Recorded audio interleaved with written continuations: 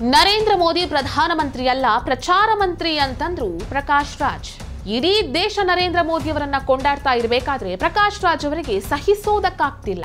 ಪಾಕಿಸ್ತಾನದ ವಿರುದ್ಧ ಜಯ ಸಾಧಿಸಿದ್ದೇವೆ ಅಂತ ಹೇಳಿ ಭಾರತೀಯ ಸೇನೆಯೇ ಸ್ವತಃ ಹೇಳ್ಕೊಂಡ್ರು ಪ್ರಕಾಶ್ ರಾಜ್ ಅವರಿಗೆ ನಂಬೋದಕ್ಕಾಗ್ತಿಲ್ಲ. ಭಾರತದ ಗೆಲುವನ್ನ ಸಂಭ್ರಮಿಸುವಂತ ಮನಸ್ಥಿತಿಯೂ ಇಲ್ಲ ಇವರಿಗೆ. ಇಲ್ಲಿ ಹುಲಿ ಯಾರು ನರಿ ಯಾರು ಅನ್ನೋದನ್ನ ಪ್ರಕಾಶ್ ರಾಜ್ ಅವರೇ ಹೇಳಬೇಕಾಗಿದೆ. ನಮಸ್ಕಾರ. ಪ್ರಕಾಶ್ ರಾಜ್ ಈ ಹೆಸರು ನೀವು ಕೇಳಿರ್ಲೇಬೇಕಲ್ವಾ? ಖಂಡಿತವಾಗ್ಲೂ ಕೇಳೇ ಇರ್ತೀರಾ. ಎಲ್ರಿಗೆ ಇವ್ರ ಬಗ್ಗೆ ಗೊತ್ತಿರುತ್ತೆ. ಅರೆ, ನಾನು ಹೇಳ್ತಾ ಇರೋದು ಯಾವ ಪ್ರಕಾಶ್ ರಾಜ್ ಬಗ್ಗೆ? ನಮ್ಮ ಜಸ್ಟ್ ಆಸ್ಕಿಂಗ್ ಪ್ರಕಾಶ್ ರಾಜ್ ಅವರ ಬಗ್ಗೆ. ಇವರ ಬಗ್ಗೆ ಎಲ್ರಿಗೂ ಗೊತ್ತಿದೆ ಬಿಡಿ, ನಾನೇನು ಹೆಚ್ಚಾಗಿ ಹೇಳಬೇಕಾದ ಅವಶ್ಯಕತೆ ಇಲ್ಲ. ಇವರಿಗೆ ಅದೆಂಥ ಮೋದಿ ದ್ವೇಷ, ಅದೆಂಥ ಮೋದಿ ದ್ವೇಷ. ಪಾಪ ಅಂಥ ದ್ವೇಷ ಪಾಕಿಸ್ತಾನದ ಮೇಲೂ ಇವರಿಗಿಲ್ಲ, ಆದರೆ ಮೋದಿಯ ಮೇಲೆ ಅಂಥ ದ್ವೇಷ ಇದೆ ಇವರಿಗೆ.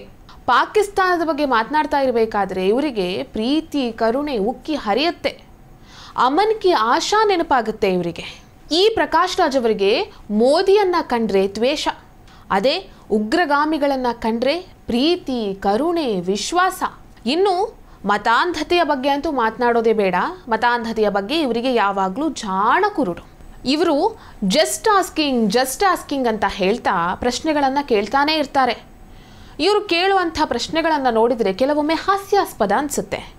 ಇನ್ನೂ ಕೆಲವು ಪ್ರಶ್ನೆಗಳನ್ನು ನೋಡಿದರೆ ಆ ಪ್ರಶ್ನೆಗಳಿಗೆ ನಾವು ಉತ್ತರಿಸಲೇಬೇಕಂತ ಅನಿಸೋದಿಲ್ಲ, ಯಾಕಂದರೆ ಆ ಪ್ರಶ್ನೆಗೂ ಒಂದು ಯೋಗ್ಯತೆ ಇರೋದಿಲ್ಲ. ಅಷ್ಟೇ ಯಾಕೆ, ಇನ್ನೊಂದಿಷ್ಟು ಪ್ರಶ್ನೆಗಳನ್ನು ಕೇಳ್ತಾರೆ. ಆ ಪ್ರಶ್ನೆಗಳನ್ನು ನೋಡಿದರೆ ಯಾವುದೇ ಭಾರತೀಯನಿಗಾದರೂ ರಕ್ತ ಕುದಿಯುತ್ತೆ. ಅಂಥ ಪ್ರಶ್ನೆಗಳನ್ನು ಈ ಪ್ರಕಾಶ್ ರಾಜ್ ಅವರು ಯಾವತ್ತೂ ಜಸ್ಟ್ ಆಸ್ಕಿಂಗ್ ಅಂತ ಹೇಳ್ತಾ ಕೇಳ್ತಾನೆ ಇರ್ತಾರೆ. ಯಾವಾಗಲೂ ತಾನು ಪ್ರಚಾರದಲ್ಲಿರಬೇಕು ಅಂತ ಬಯಸುವಂತಹ ಪ್ರಕಾಶ್ ರಾಜ್ ಅವರು ಒಂದು ಟ್ವೀಟನ್ನು ಮಾಡಿದ್ದಾರೆ. ಯಾವ ರೀತಿ ಟ್ವೀಟ್ ಮಾಡಿದ್ದಾರೆ ಅಂತ ಒಂದ್ಸಲ ನೀವು ನೋಡಿ.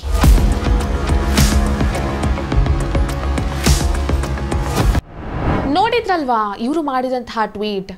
ಈ ಟ್ವೀಟ್ನ ಅರ್ಥ ಏನಂದರೆ, ಪ್ರಚಾರ ಮಂತ್ರಿಯವರು ತನ್ನ ಇಮೇಜನ್ನು ಬಿಲ್ಡ್ ಮಾಡಿಕೊಳ್ಳೋದಕ್ಕಾಗಿ ಯಾವ ರೀತಿಯ ವ್ಯವಹಾರಗಳನ್ನು ಬೇಕಾದರೂ ಮಾಡ್ತಾರೆ ಅಥವಾ ಏನನ್ನ ಬೇಕಾದರೂ ಮಾರಾಟ ಮಾಡ್ತಾರೆ ಅಂತ ಇವರು ಮಾಡಿರುವಂಥ ಟ್ವೀಟ್ನ ಅರ್ಥ. ಇಲ್ಲಿ ಪ್ರಚಾರ ಮಂತ್ರಿ ಅಂದರೆ ಯಾರು? ಪ್ರಧಾನಿ ನರೇಂದ್ರ ಮೋದಿಯವರು. ಪ್ರಧಾನಿ ಮೋದಿಗೆ ಈ ಜಸ್ಟ್ ಆಸ್ಕಿಂಗ್ ಪ್ರಕಾಶ್ ರಾಜ್ ಅವರು ಪ್ರಚಾರ ಮಂತ್ರಿ ಅಂತ ಬಹಳ ವ್ಯಂಗ್ಯವಾಗಿ ಕರೆದಿದ್ದಾರೆ. ಈ ರೀತಿ ಟ್ವೀಟ್ ಮಾಡೋದು ಮಾತ್ರ ಅಲ್ಲ, ಅದರ ಕೆಳಗಡೆ ಒಂದು ಫೋಟೋ ಕೂಡ ಹಾಕಿದ್ದಾರೆ. ಆ ಫೋಟೋದಲ್ಲಿ ಮೇಲ್ಗಡೆ ಹುಲಿಯ ಚರ್ಮ, ಕೆಳಗಡೆ ನರಿಯ ಫೋಟೋ ಹಾಕಿದ್ದಾರೆ. ಆ ಫೋಟೋದ ಅರ್ಥ ಏನು ಅಂತ ಪ್ರಕಾಶ್ ರಾಜ್ ಅವರೇ ಹೇಳಿದರೆ ಚೆನ್ನಾಗಿರ್ತಾ ಇತ್ತೋ ಏನೋ. ಅವರೇ ಹೇಳಬೇಕಾಗಿತ್ತು ಇದರ ಅರ್ಥ ಏನು ಅಂತ. ಯಾವುದೇ ದೇಶದ ಪ್ರಧಾನಿ ಆಗಿರಲಿ ಅಥವಾ ಯಾವುದೇ ದೇಶದ ನಾಯಕ ಆಗಿರಲಿ, ಆತ ತನ್ನ ಇಮೇಜನ್ನು ಬಿಲ್ಡ್ ಮಾಡ್ಕೊಳ್ಳೋದಕ್ಕಾಗಿ ಯುದ್ಧವನ್ನು ಬಳಸಿಕೊಳ್ಳೋದಿಲ್ಲ ಅನ್ನುವಂಥದ್ದು ಪ್ರಕಾಶ್ ರಾಜ್ ಅವರಿಗೆ ಗೊತ್ತಿರಬೇಕು. ಇದೊಂದು ಕಾಮನ್ ಸೆನ್ಸ್. ಈ ವಿಷಯ ಪ್ರಕಾಶ್ ರಾಜ್ ಅವರಿಗೆ ಅರ್ಥ ಆಗಬೇಕು. ಪ್ರಧಾನಿ ನರೇಂದ್ರ ಮೋದಿ ಅವರು ಯಾವತ್ತೇ ಆಗಲಿ ಯಾವ ವಿಚಾರದಲ್ಲೇ ಆಗಲಿ ತೂಕ ತಪ್ಪಿ ಮಾತನಾಡಿದಂಥವರಲ್ಲ. ಈಗ ನಡೆದಿರುವಂತಹ ಯುದ್ಧದಲ್ಲಿ ಕೂಡ ಎಲ್ಲ ಕ್ರೆಡಿಟ್ಗಳನ್ನು ಸೇನೆಗೆ ಕೊಟ್ಟಿದ್ದಾರೆ. ನಾನು ಯುದ್ಧ ಮಾಡಿದೆ, ನಾನು ಮಾಡಿಸ್ದೆ ಅಂತ ಹೇಳಿ ಯಾವತ್ತೂ ಕೂಡ ಎಲ್ಲೂ ಕೂಡ ಪ್ರಧಾನಿ ನರೇಂದ್ರ ಮೋದಿ ಅವರು ಹೇಳ್ಕೊಳ್ಳಿಲ್ಲ. ಈ ವಿಚಾರ ಕೂಡ ಪ್ರಕಾಶ್ ರಾಜ್ ಅವರಿಗೆ ಗೊತ್ತಿರಬೇಕು. ಇನ್ನು ಸೀಸ್ ಫೈರ್ ವಿಚಾರದಲ್ಲೂ ಸೇನಾ ಅಧಿಕಾರಿಗಳು ಸ್ಪಷ್ಟವಾಗಿ ಹೇಳಿದ್ದಾರೆ, ಮಾತುಕತೆಗೆ ಬಂದಿದ್ದು ಪಾಕಿಸ್ತಾನ, ಅದಕ್ಕೆ ನಾವು ಸ್ಪಂದಿಸಿದ್ದೇವೆ ಅಂತ. ಈ ವಿಚಾರದಲ್ಲಿ ಟ್ರಂಪ್ ಏನು ಹೇಳಿದ್ರು ಅಂತ ಅವರನ್ನ ಎಳೆದು ತಂದ್ರು. ಇಲ್ಲಿ ಟ್ರಂಪ್ ಅವರನ್ನ ಎಳೆದು ತರಬೇಕಾದಂತಹ ಯಾವುದೇ ರೀತಿಯ ವಿಚಾರ ಇರಲಿಲ್ಲ. ಇಲ್ಲಿ ಟ್ರಂಪ್ ಅನ್ನ ಎಳೆದು ತಂದು ಯುದ್ಧದ ವಿಚಾರದಲ್ಲೂ ಕೂಡ ರಾಜಕೀಯವನ್ನ ಮಾಡ್ತಾ ಇರುವಂತವರು ಯಾರು? ಅದು ಕಾಂಗ್ರೆಸ್ನವರು.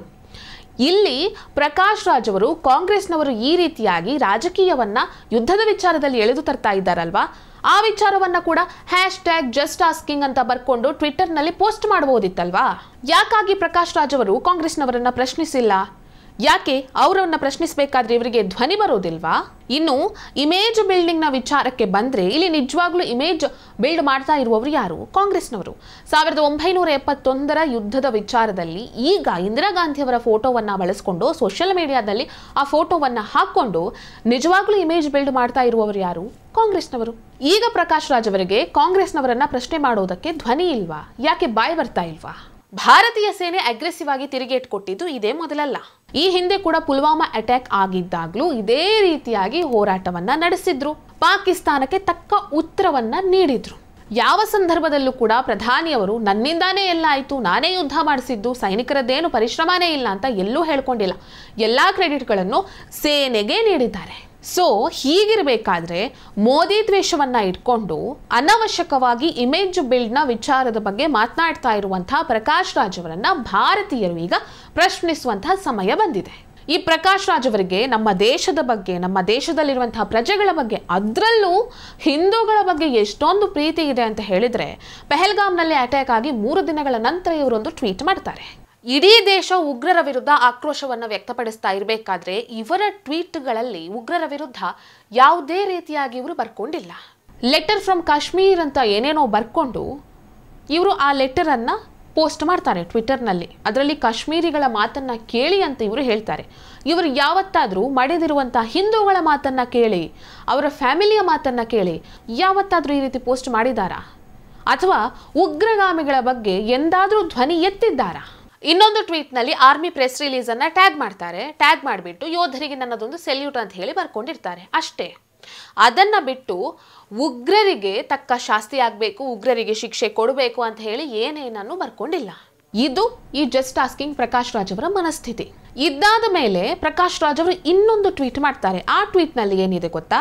ಯಾವುದೋ ಒಂದು ಚಾನೆಲ್ನಲ್ಲಿ ಭಾರತದ ಸೇನೆ ಪಾಕಿಸ್ತಾನವನ್ನ ಉಡಾಯಿಸಿದೆ ಅಂತ ಒಂದೊಳ್ಳೆ ಸುದ್ದಿ ಬಂದಾಗ ಆ ಚಾನೆಲ್ನಲ್ಲಿ ಇದ್ದಂತಹ ಆಂಕರ್ಗಳೆಲ್ಲ ಬಹಳ ಖುಷಿ ಪಡ್ತಾರೆ, ಸಂಭ್ರಮಿಸ್ತಾರೆ.